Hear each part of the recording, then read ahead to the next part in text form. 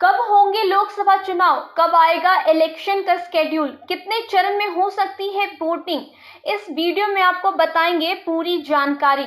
लोकसभा चुनाव की तैयारी तेज है। हालांकि अब तक भारत निर्वाचन आयोग ने इसको लेकर कोई आधिकारिक जानकारी नहीं दी है, लेकिन संभावनाएं जताई जा रही है कि 18वीं लोकसभा के लिए अप्रैल मई में चुनाव हो सकता है। चुनाव आयोग के फरवरी के अंतिम या मार्च के पहले सप्ताह में इलेक्शन की तारीख का ऐलान किया जा सकता है।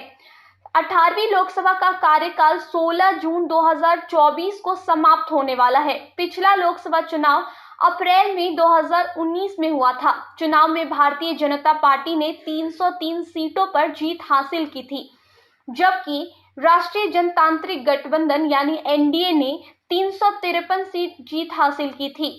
नरेंद्र मोदी दूसरी बार उसके बाद प्रधानमंत्री बने थे।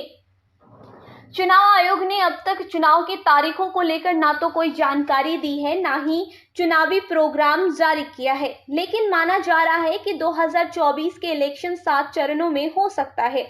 2019 में चुनाव 7 चरणों में पूरा हुआ था। संभावना जताई जा रही है कि पिछली बार की तरह इस बार भी अप्रैल में मतदान और मई में नतीजों की घोषणा हो सकती है। मीडिया रिपोर्ट के मुताबिक 10 मार्च तक लोकसभा चुनाव की आचार संहिता लग सकती है, यानी चुनाव की तारीखों का ऐलान हो सकता है। पहले फरवरी अंत तक आचार संहिता लगने की उम्मीद व्यक्त की जा रही थी, लेकिन स्कूल कॉलेज की परीक्षा होने के कारण इसे थोड़ी देर से किया जा सकता है। गौरतलब है कि 2019 में चुनाव की घोषणा 10 मार्च को हो गई थी।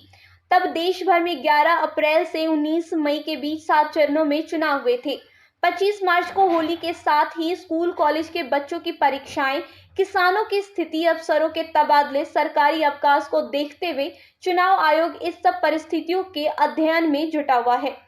2019 से 2024 के बीच विपक्ष का रूप बदल चुका है। इस दौरान एनडीए में शामिल कुछ दल इस बार एनडीए के खिलाफ खड़े नजर आएंगे। इसके अलावे 2019 में अलग अलग चुनाव लड़ने वाले राजनीतिक दल बीजेपी का विजय रथ रोकने के लिए एक साथ चुनाव लड़ सकते हैं।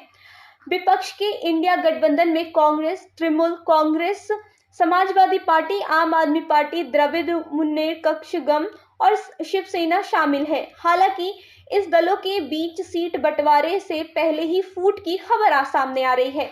विपक्षी एकता के सूत्रधार माने जा रहे बिहार के मुख्यमंत्री नीतीश कुमार पहले ही एनडीए में जा चुके हैं। वहीं बंगाल की सीएम ममता बनर्जी सभी सीटों पर अकेले लड़ने की तैयारी कर रही है, जबकि आम आदमी पार्टी भी पंजाब में सभी सीटों पर अकेले चुनाव लड़ने का ऐलान कर चुके हैं। विपक्षी गठबंधन इंडिया में शामिल दल बीजेपी का विजय रथ रोकने के लिए बनाए गए India National Democratic Exclusive Alliance में Congress, CPM, DMK, CPI, RJD, JNN, NCP जैसे बड़े पार्टी शामिल हैं। वहीं दूसरी तरफ बीजेपी के नेतृत्व वाले एनडीए में बीजेपी के अलावे JDS, JDU, LJP, Shiv Sena, NCP, NPP, RLJP HAM जैसे पार्टी शामिल हैं।